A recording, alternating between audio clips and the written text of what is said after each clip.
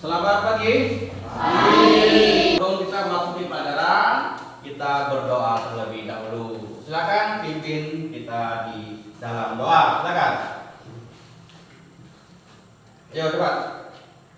Ya, Apra, baik. Silakan di depan.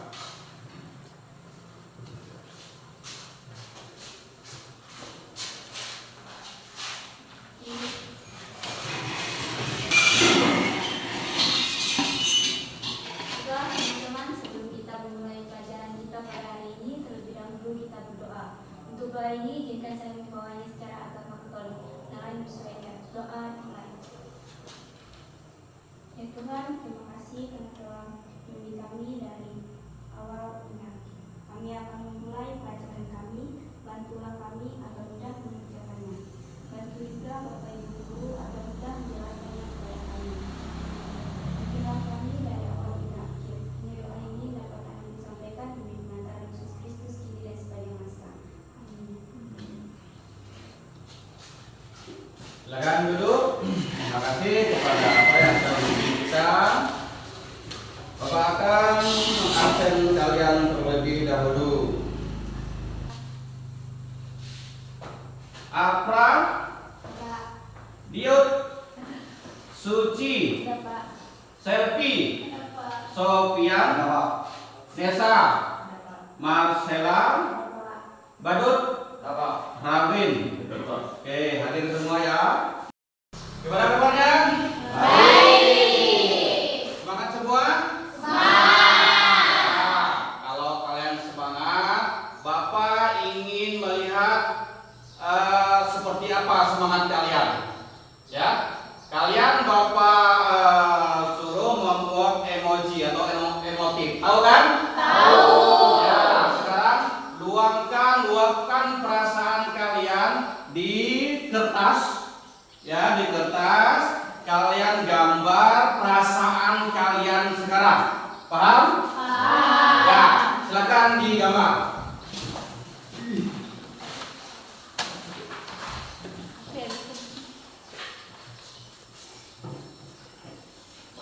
Yang kalian rasakan sekarang. Ya. Ya.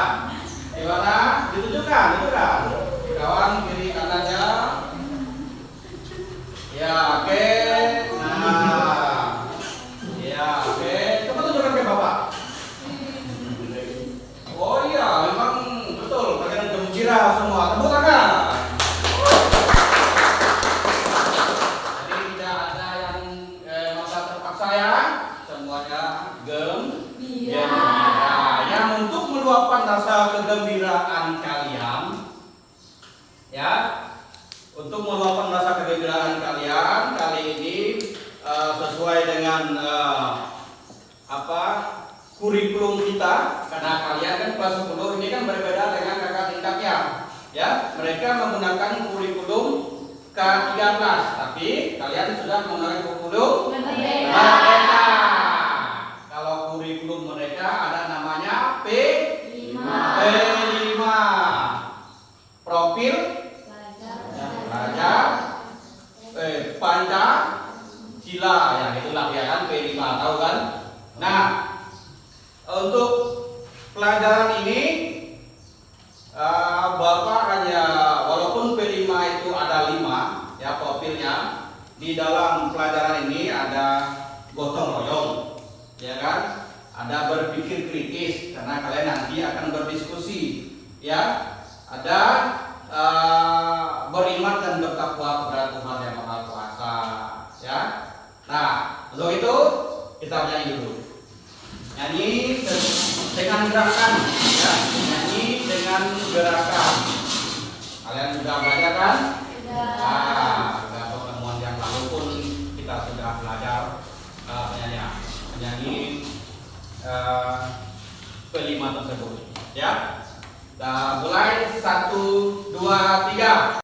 Belajar Pancasila, beriman dan bertakwa pada Tuhan Yang Esa, dan berakhlak mulia, berkebinekaan global, gotong royong.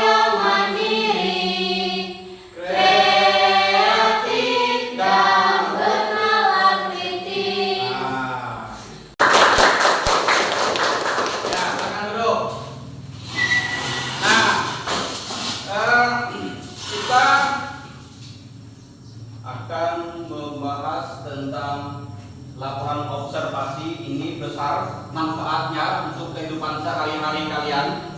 Ya, kalian tahu mahasiswa kan?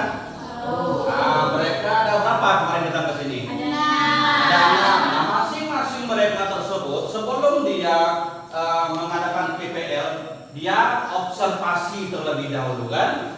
Nah, jadi bukan hanya di pelajaran kalian saja yang mempelajari observasi ini, tetapi nanti setelah kalian terjun di masyarakat, kalian menjadi mahasiswa, kalian juga akan mengobservasi.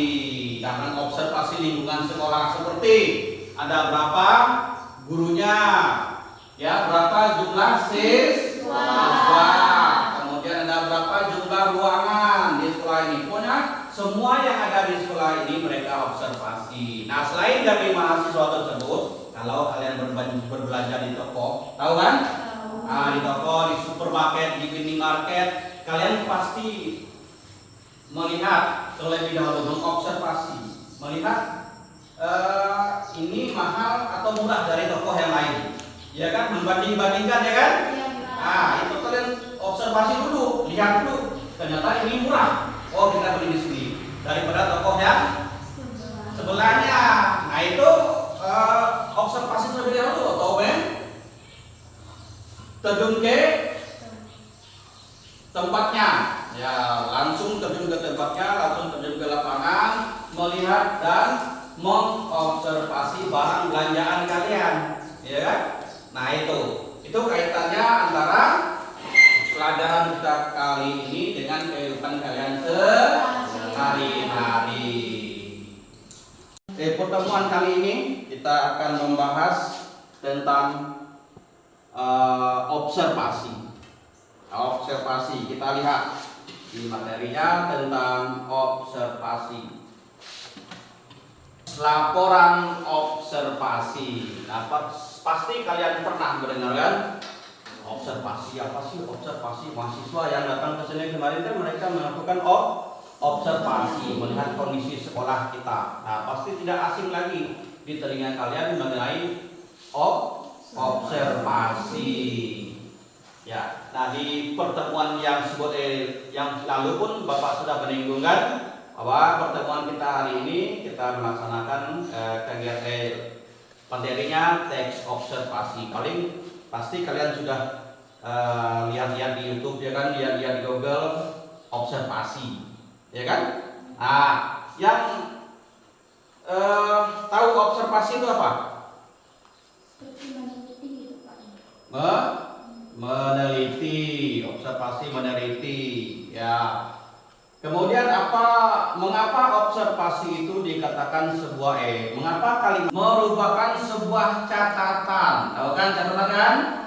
Ya, di dalam catatan itu kan ada tulisan, pasti itu kan? Atau naskah yang ditulis berdasarkan kegiatan pengamatan, mengamati terlebih dahulu baru ada catatannya. Kalau kita tidak mengamati, tidak terjun ke lapangan, tidak ada objeknya, apa yang mau kita amati, ya kan? Nah, di kelas 9, kelas 8 kemarin pasti kalian sudah sedikit mengenai mengamati, ya kan? Kalian pergi ke kebun, mengamati kebun tanaman yang ada di kebun seperti apa? Bunga, apalagi sayur-sayuran, ya kan? Bumbu-bumbu. Nah, di situ kan banyak tanaman-tanaman yang perlu diamati. Nah, kemudian tujuan pembelajaran kalian atau kita pada kali ini adalah nantinya peserta didik atau kalian mampu mengevaluasi informasi dan menganalisis gagasan dalam teks laporan observasi. Nah, ini tujuan kita pelajaran pada pertemuan kali ini, ya. Nama metode diskusi. Kita nanti akan berdiskusi, ya. Metode kita kali ini yaitu metode diskusi. Kalian nanti akan dibagikan beberapa kelompok, nanti kita akan membuat sebuah diskusi. Kedua modelnya model pembelajaran PBL. Tahu PBL? Problem Based Learning. Problem Based Learning. Pembelajaran berbasis masalah. Nanti Bapak kasih beri masalah berupa lembar kerja kalian nanti. Nah, nanti di situ kalian akan mengerjakan permasalahannya di dalam diskusi. Baik, sebelum kita lanjut di pembahasan, ya Bapak akan mengetes. Nah, ini ada terlebih dahulu mengenai sejauh mana kalian mengenal teks observasi ini, ya. Sebelum kita belajar, nah, kalian tadi kan pernah sudah melihat di YouTube, misalnya pernah melihat di Google mengenai observasi, ya kan? Nah, kalian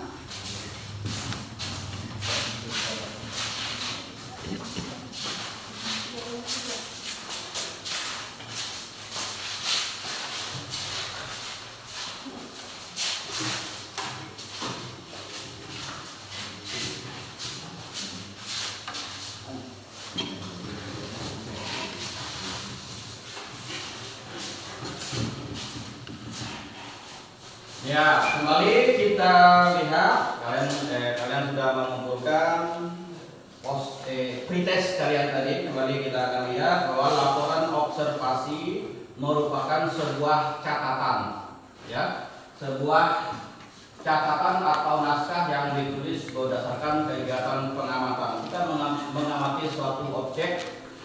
Setelah diamati, kita mengetahui ciri-cirinya, kita mengetahui seluk-beluknya, kita mengetahui manfaatnya. Lalu kita buat dalam bentuk catatan atau naskah. Nah, naskah itulah yang disebut sebagai teks observasi atau teks hasil observasi. Nah, kita lanjut ke ciri-ciri teks laporan observasi. Yang pertama, isi yang dibahas. Isi yang dibahas berupa ilmu tentang suatu objek atau konsep yang diobservasi. Ada objeknya, ya. Ilmu yang dibahas biasanya berupa ilmu tentang suatu objek. Misalnya, kalian ingin mengamati, kalau pelajaran biologi, tahu pelajaran biologi kan? Nah, kalian mengamati katak. Kalian katakan kodok. Katak, kodok. Nah, di pelajaran biologi biasanya itu kalian dibawa ke ruang lab. Kemudian katak atau kodoknya itu dibelah. Ya, lihat isi yang ada di dalamnya, seperti organ-organ tubuh yang ada di dalam katak tersebut. Nah, itu objeknya. Objeknya apa? Tentang ilmu pengetahuan. Pengetahuannya apa? Pengetahuan tentang katak tadi. Misalnya ikan juga seperti itu. Nah, kalau sudah paham, Bapak akan membagikan kelompok kepada kalian, ya. Karena ini, ya, kelompoknya kita buat 3 kelompok saja, ya. Nah, Pak lihat, ini kelompok 1, kelompok 2, dan kelompok 3. Ya, silakan buat dalam bentuk lingkaran. Ya, tuh. Sudah ya. Nah, karena tadi metode kita metode diskusi dan modelnya PBL, problem based learning. Jadi Bapak akan berikan permasalahan untuk kalian diskusikan. Nah, aturan diskusi kalian bekerja, ya, sesuai dengan kelompok kalian masing-masing, ya, sesuai dengan kelompok kalian masing-masing. Kemudian tidak ada yang tidak aktif di sini, harus kalian aktif, bekerja sama dengan kawan-kawan yang lain, ya. Nah, waktunya nanti Bapak ada beri waktu, ya. Nanti kalau yang sudah selesai, ya, masing-masing kelompok nanti akan mempresentasi, ya, hasil dari pekerjaan kelompoknya. Ya, tinggal kalian nanti pilih siapa yang masing-masing maju ke depan, ya. Siapa yang ngomong nanti, ya, siapa yang mempresentasikan. Nah, ini, ya, tugasnya KPD-nya di bawah ada. Silakan dikerjakan, ada perintahnya di situ, ada tugasnya, ya.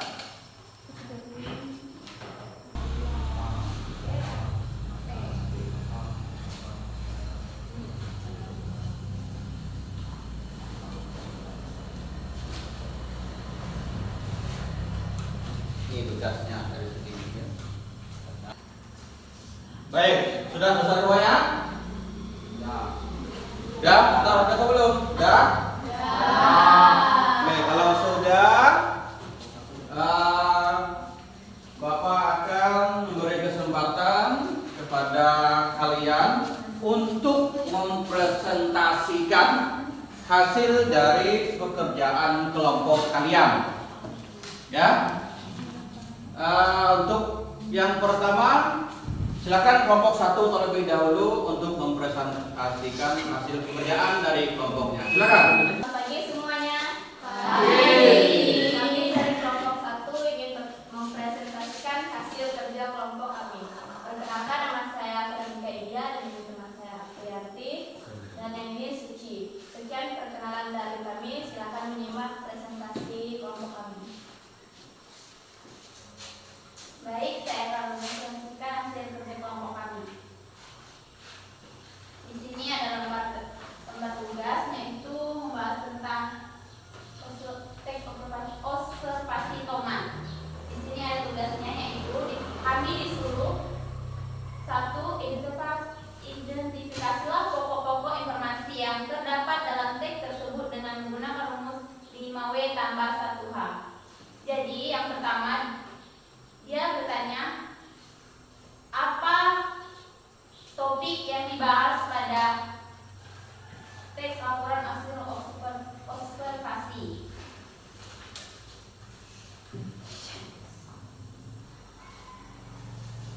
Yang dibahas adalah buah toman. Terus, siapa yang mengalami terjadinya itu adalah buah tomat. Di mana terjadinya peristiwa itu, yaitu di Amerika Tengah dan Selatan, Meksiko sampai Peru. Kapan terjadinya peristiwa itu, yaitu tahun 2005, 2007 dan 2008. Bagaimana proses terjadinya?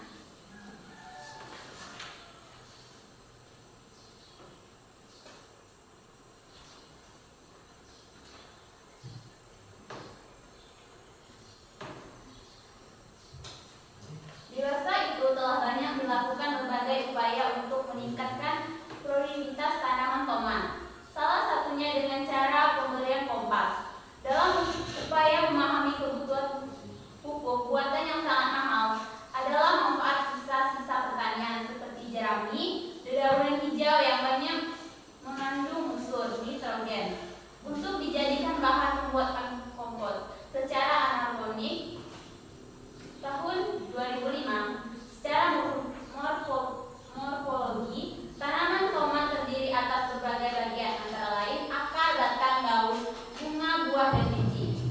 Tomat memiliki akar tunggal yang menembus vertikal ke dalam tanah dan akar serabut, akar samping, yang tumbuh menyebar ke segala arah. Batang tanaman tomat berwarna hijau dengan bentuk persegi 4 hingga bulat. Tekstur batang sangat masih muda, tergolong lunak dan mengeras setelah menua. Permukaan batang ditumbuhi bulu halus dan di antara bulu tersebut terdapat kelenjar yang dapat mengeluarkan bau khas. Daun tomat berbentuk oval dengan panjang 20 sampai 30 cm dan bergerigi di bagian tepinya, serta membentuk celah yang menyempit pada umumnya. Daun tomat tumbuh di dekat ujung dan dahan dan berwarna hijau serta berbulu. Bunga tomat berbentuk tropet dan benang sari membentuk abu. Buah tomat bersifat hermafrodit yang memiliki benang sari dan kepala putih pada bunga yang sama, sehingga dapat melakukan penyembuhan sendiri. Sekaligus dapat pula melakukan penyerbukan silang dengan bantuan binatang penyerbukan seperti lebah, buah tomat berbentuk bulat, berukuran besar dan mempunyai beberapa ruang. Buah ketika matang sudah berwarna hijau dan berbulu serta setelah masak kulit buah menjadi mengkilap dan berwarna merah kekuningan. Adapun biji tomat berukuran kecil dengan lebar 2 sampai 4 mm dengan panjang 3 sampai 5 mm serta berbentuk seperti ginjal. Ringan, berbulu dan berwarna coklat muda. Dalam setiap gram berisi 200 sampai 500 biji. Biji tomat saling melengkap yang terselimuti daging buah dan tersusun berkelompok. Dilihat dari macamnya, terdapat ratusan suku pintar tomat yang dibudidayakan dan diperdagangkan. Silakan kalian bertanya, bisa ada yang kurang jelas. Kalau sudah jelas berarti tidak perlu bertanya, ya kan? Nah, ada yang ingin kalian tanyakan? Tidak ada. Tidak ada. Baik, kalau tidak ada, terima kasih kepada kelompok yang sudah maju pertama untuk kelompok 1. Tepuk tangan. Ya, dari kelompok 2, bagaimana penampilan dari kelompok 1? Apa? Bagus. Karena dia apa? Bagusnya karena oke. Ya, kita semua sudah berdiskusi, kalian juga sudah menampilkan, sudah mempresentasikan hasil dari presentasi dari hasil diskusinya. Selanjutnya, ya, ada yang ingin ditanyakan? Tidak ada ya. Kalau tidak ada, kita simpulkan bersama. Ya, kita simpulkan bersama pertemuan kita kali ini. Nah, observasi tadi apa? Tes observasi tadi apa? Suatu naskah, ya kan? Naskah yang seperti apa ya? Naskah yang dicatat dengan hasil pengamatan. Dengan hasil pengamatan, suatu naskah atau berupa tulisan, ya, yang dibuat berdasarkan hasil pengamatan. Nah, bagaimana kita mencari informasi di dalam teks observasi? Dengan apa? Dengan rumus 5W tambah 1H. 5W tambah 1H atau 5W plus 1H. Apa?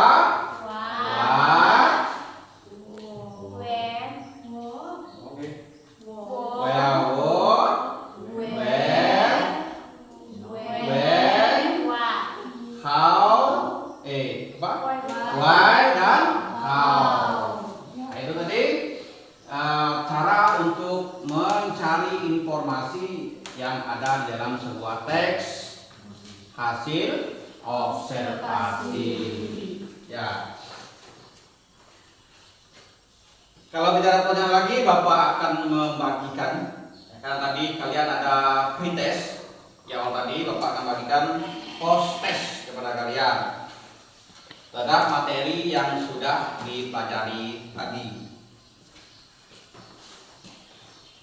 Ini ada post testnya.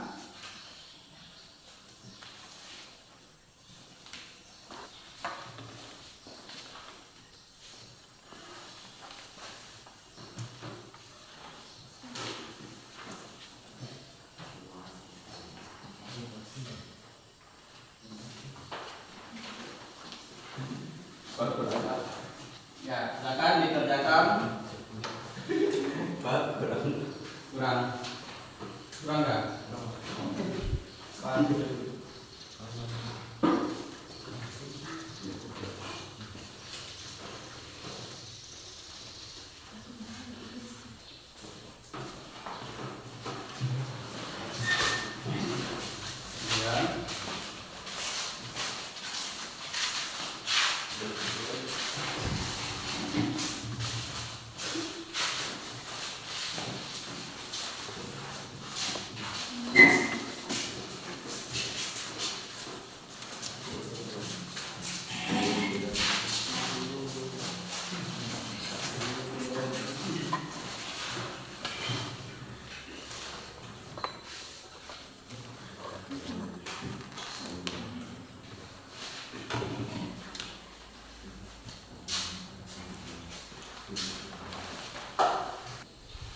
Nah, pasti nilainya atau pengertiannya atau kalian sudah semua memahami, karena untuk di pretest tadi yang pertama ya mungkin kalian masih agak begitu kurang memahami. Nah, setelah dijelaskan, setelah kalian melakukan diskusi, nah Pak yakin di post test tadi pasti kalian sudah bagus nilainya, ya kan? Sudah mengerti, sudah paham.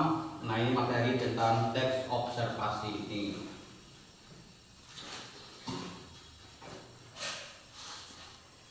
Ya, tadi materinya sudah kita simpulkan bersama-sama. Nah, menurut kalian dari pelajaran tadi, ya, bagian mana yang kalian merasa sulit atau susah? Bagian yang mana? Saat apa? Saat? Saat mencari?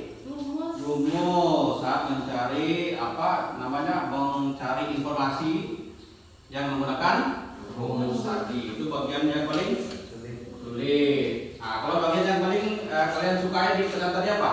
Menyimpulkannya, Pak. Menyimpulkannya itu yang paling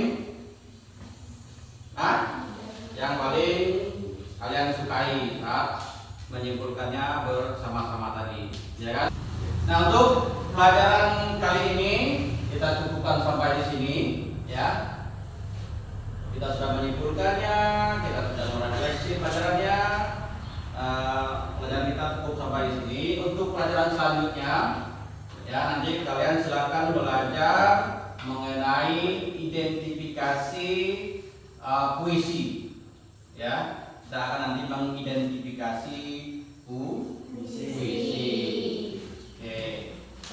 Untuk sebelum menutup, ada yang ingin kalian tanyakan? Ada?